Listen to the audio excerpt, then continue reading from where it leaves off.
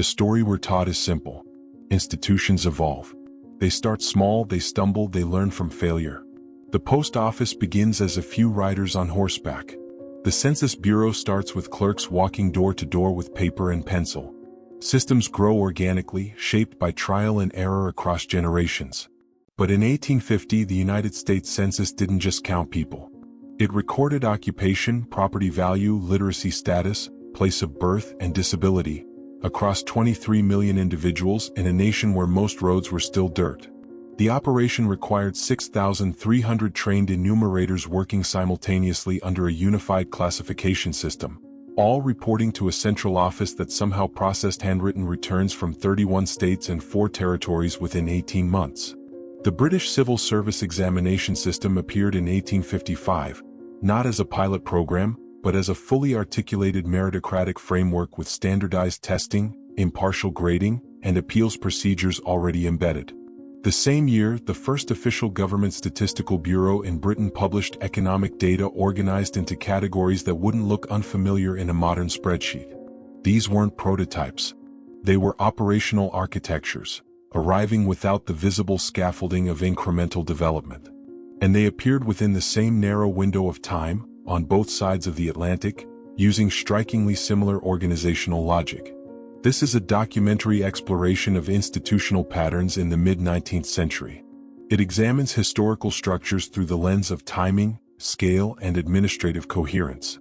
Some viewers interpret these patterns through the concept of Tartaria, a term referring to a proposed earlier civilization or alternatively, a metaphor for unexplained historical continuity. This script presents evidence without conclusions and treats all interpretations as open questions. Let's start with something concrete. The year is 1840. Britain introduces the penny post, a standardized, prepaid postal system covering the entire United Kingdom. One price, any distance. Uniform postage stamps. Centralized sorting facilities. Delivery routes mapped to every village. This wasn't an experiment. There was no test city phase. It launched nationwide on January 10, 1840, processing over 168 million letters in the first year. Think about what that required. Printing presses for stamps. A logistics network spanning hundreds of miles. Trained workers in every town. Accounting systems to track revenue. Legal frameworks to criminalize fraud. All of it, synchronized. The United States followed with similar reforms in 1847, but the pattern is the same. A vast system appearing in full, not in stages. Now consider the census again. In 1790, the first U.S. census was basic, head counts by household. By 1850, it had transformed into something else entirely. A bureaucratic instrument collecting 19 categories of data per person, processed through regional offices using standardized forms printed by the thousands. The jump isn't gradual. It's architectural. And it's not just scale. It's precision. The 1851 census of England and Wales didn't just count people. It categorized 17,927 occupational titles into a hierarchical taxonomy, cross-referenced by age, gender, and location. Who designed that system? Where was it tested? The records don't say. Here's where it gets stranger. The same decade sees the emergence of municipal water systems, not as ad hoc wells or local pumps, but as engineered grids. London's Metropolitan Board of Works, established in 1855, oversaw sewer infrastructure for a population of 2.3 million, coordinating construction across multiple districts under a unified technical standard. In New York, the Croton Aqueduct opened in 1842, delivering 90 million gallons of water daily through a system of reservoirs, tunnels, and distribution mains, designed before the population it served had fully arrived. These aren't just big projects. They're systematized. They assume a level of organizational maturity that typically takes decades to develop. But the development period isn't visible. Let's talk about architecture for a moment. The institutional buildings of the 1850s and 60s, post offices, courthouses, customs houses, share a strange consistency. Not just stylistically but functionally. They have fireproof vaults for records, ventilation systems built into the walls, standardized room dimensions, load-bearing designs that anticipate expansion. The U.S. Treasury Building in Washington, completed in 1869, included gas lighting infrastructure, central heating, and a cast iron frame supporting 5 floors, all specified in the original 1836 design, before any of those technologies were standard. The same pattern repeats in Britain. The General Register Office in London, opened in 1837, was built with file storage capacity for an estimated 100 years of records. Who calculated that estimate? Based on what prior data? Then there are the administrative forms themselves. If you examine mid-19th century government documents, passport applications, customs declarations, tax assessments, they look modern. Pre-printed fields, reference numbers, duplicate carbon copies. The 1851 British passport is a booklet with sequential numbering, issuing office stamps, and space for physical description, height, eye color, distinguishing marks. It's not a letter of introduction. It's a bureaucratic artifact designed for a system of verification that already existed, fully formed. The uniformity is unsettling. These documents don't read like innovations. They read like procedures. Procedures that were already in place. There's a term that appears in 19th century legal and administrative language, long-established custom. It shows up in British parliamentary records, in U.S. municipal codes, and court rulings, used to justify systems that have no documented origin. In accordance with long-established custom, the following procedures shall apply. But how long? Established when? The phrase functions as a placeholder. It gestures toward precedent without naming it. And it appears everywhere right around the time these institutions launch. Now step back. Look at the timeline as a whole. Between 1840 and 1870, national postal systems, census bureaucracies, civil service exams, public health boards, statistical offices, municipal infrastructure grids, standardized legal codes, central banking reforms. All of them appear within 30 years across multiple nations using similar organizational principles. Not identical, but parallel, as if referencing a common template. The question isn't whether these institutions were needed. They clearly were. The question is, why do they arrive so complete? Why does it feel less like invention and more like reinstatement? And why does the infrastructure often seem to anticipate the society it claims to be serving, rather than responding to it? We'll come back to that. But first, we need to look at the infrastructure itself. The physical systems built during the same period in the same nations using the same logic. Because the pattern doesn't stop at paperwork. The Erie Canal opens in 1825. It's 363 miles long, cutting through wilderness, connecting the Hudson River to Lake Great Lakes. It has 83 locks, 18 aqueducts, and a towpath running its entire length. The official story: it was built to stimulate trade. But here's what's strange. In 1817, when construction began, the population of western New York was sparse. Buffalo had fewer than 3,000 residents. Rochester didn't exist as a city yet. The farmland along the route was largely undeveloped. The canal wasn't built for existing demand. It was built in anticipation of demand that hadn't materialized. And it worked. By 1830, towns exploded along the route. Buffalo's population grew 6-fold in a decade. Rochester became the fastest-growing city in America. But that raises a question. How did planners in 1817 know where to build a 363-mile canal through undeveloped land with such precision that it would anchor the growth of multiple cities? There were no prior surveys of comparable scale. No test canals. No smaller regional projects to learn from. It was the first of its kind in the United States. And it was perfect. Now look at Britain.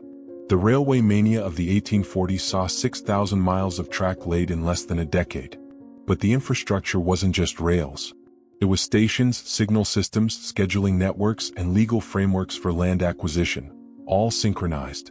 The London and Birmingham Railway, completed in 1838, wasn't just a line between two cities. It included Euston Station, designed with a grand entrance hall for a level of passenger traffic that didn't yet exist. Standardized track gauge, 4 feet 8.5 inches, adopted across multiple companies with no central mandate. Timetable coordination between independent rail operators. Freight handling systems designed for industrial-scale shipping. All of this, in the first generation of railways. No learning curve. No retrofit phase.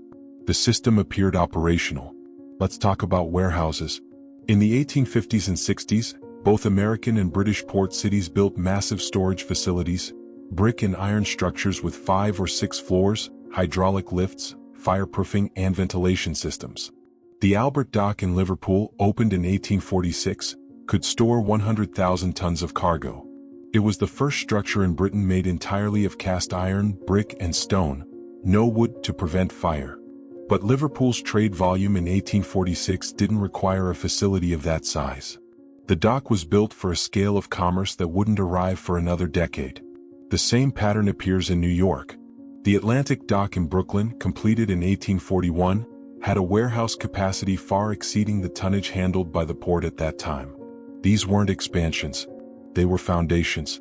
Built large, built first. As if the planners knew what was coming. Then there's the gas lighting grid. London's gas infrastructure began in 1812, but by 1850, it covered the entire city. Underground mains, street lamps, distribution valves, and pressure regulation systems. The network was vast, complex, and it required coordination across dozens of private gas companies, standardized pipe fittings, safety protocols for explosive materials, legal agreements for excavating beneath public streets. Most cities today struggle to coordinate infrastructure on that scale. But in Victorian London, it happened in less than 40 years, during a period when horse-drawn carriages were still the primary mode of transport. The speed isn't just impressive. It's architecturally anomalous. Because the grid didn't grow organically, street by street. It was planned as a system, centralized distribution from gasworks, with branch lines radiating outward in a logical, hierarchical structure. Someone designed it that way. From the beginning. Now let's look at the administrative side. The institutions managing these systems, the canal commissions, the railway boards, the gas companies, didn't just operate infrastructure. They operated bureaucracies. And those bureaucracies looked remarkably similar. The Erie Canal Commission, established in 1817, used double-entry bookkeeping, audited financial reports, bonding systems for contractors, labor records tracking thousands of workers. The British Board of Trade, which regulated railways starting in 1840, employed standardized accident reporting forms, track inspection schedules, engineering certification programs, legal arbitration procedures for disputes. These aren't simple organizations. They're multi-layered administrative machines with checks, balances, and documentation standards that wouldn't look out of place in a modern corporation. But they appeared in the 1820s, 30s, and 40s fully formed. No prior models. No incremental buildup. Let's zoom out. What you're looking at is a 30-year period, roughly 1820 to 1850, during which the United States and Britain both experience canals built ahead of population, railways laid faster than economies could justify, warehouses scaled beyond current need, gas grids installed before mass demand, bureaucracies designed with institutional maturity. And all of it happens simultaneously, not sequentially, not as one nation learning from another, but in parallel, as if following a shared blueprint. Here's a smaller detail that compounds the strangeness. Administrative language. If you read municipal records from this period, city charters, infrastructure contracts, customs regulations, the phrasing is remarkably consistent across regions. Terms like duly authorized, in accordance with standard procedure, as per established guidelines. These phrases assume the existence of a procedural framework. But often there's no documented earlier framework to reference. The language itself suggests inheritance. It reads like the continuation of something, not the invention of something. And it shows up in places with no prior administrative tradition. Frontier towns in upstate New York, newly incorporated boroughs in England. Then there's the question of expertise. Who designed the Erie Canal's lock system? The official credit goes to James Geddes and Benjamin Wright, both amateur surveyors with no formal engineering training, who planned London's sewer network. Joseph Bazalgette is the famous name, but his designs, completed in the 1860s, relied on principles and measurements that had been mapped decades earlier by engineers whose records are fragmentary. The expertise appears convenient, as if the right person with the right knowledge happened to be in the right place at exactly the right time. Over and over again. Let's return to the infrastructure itself. One of the most overlooked aspects of 19th century construction is durability. The Croton Aqueduct, built in 1842, is still partially in use today. The Thames Tunnel, completed in 1843, is now part of the London Overground. The Erie Canal's original stonework remains intact in sections. These structures weren't built to last a few decades. They were built to last centuries. Which raises the question, why? In a period of rapid change, when technology was evolving year by year, why build with such permanence? Unless the builders expected continuity, expected these systems to remain relevant far into the future, expected a civilization that would grow into them. There's one more pattern worth noting.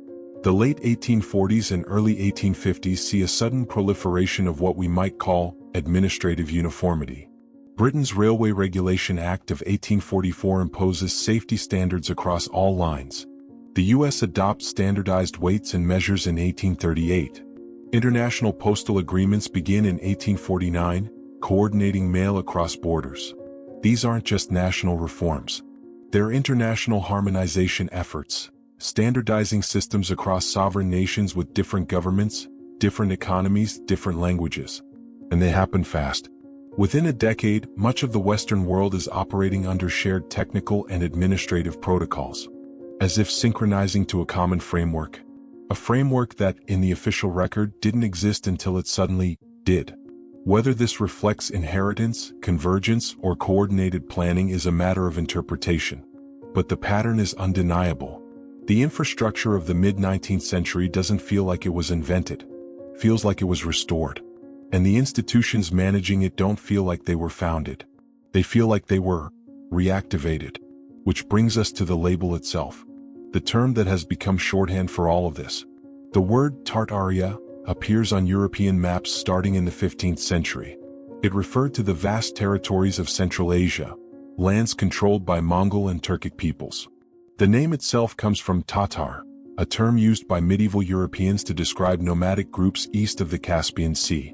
By the 1800s, the term had faded from official use. Nations were redrawn. Empires renamed. Tartaria became a geographic ghost, present in old atlases, absent from new ones. But in recent years, the term has been reinterpreted. For some, it represents not just a region but a hypothesis, that a prior advanced civilization existed across Eurasia and North America, and that the institutional and infrastructural systems of the 19th century are remnants of that civilization, not inventions of it. Others use Tartaria metaphorically, as a label for the pattern itself, the institutional completeness that official timelines struggle to explain. There are three primary ways to interpret the evidence presented in this documentary. The first, conventional industrial acceleration. The 19th century was a period of rapid innovation. Institutions and infrastructure appeared quickly because economic and political conditions demanded them. The consistency across nations reflects shared Enlightenment ideals and international exchange of knowledge. The over-engineering reflects optimism and ambition. The second, inherited systems from an earlier phase of civilization. The institutions of the 1840s and 50s didn't emerge from scratch.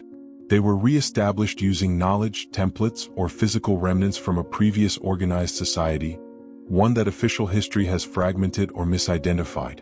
Tartaria is one name for that possibility. The third, coordinated but undocumented planning. A transnational network of planners, engineers, and administrators worked in quiet coordination to build standardized systems across the Western world. The lack of visible records reflects deliberate discretion or simply the loss of documentation over time. None of these interpretations can be proven. All of them are consistent with portions of the evidence. What remains is the pattern. The institutions that appeared in the 1840s, census bureaus, postal systems, civil service frameworks, didn't just organize society. They organized information. They made populations legible, movements traceable, transactions recordable. They created the administrative foundation of the modern state. And they did so with a speed and coherence that feels, to many observers, like recognition rather than invention. In 1816, something happened. The year is often called the year without a summer. Volcanic eruptions caused global climate disruption. Crops failed.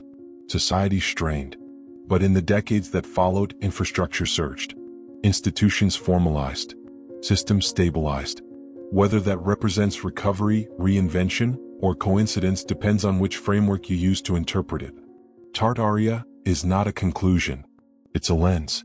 A way of asking, what if the systems we call modern were not created but continued? The evidence doesn't demand belief. It invites examination. And the questions it raises don't resolve. They linger. Like the infrastructure itself, still standing, still functional, still unexplained.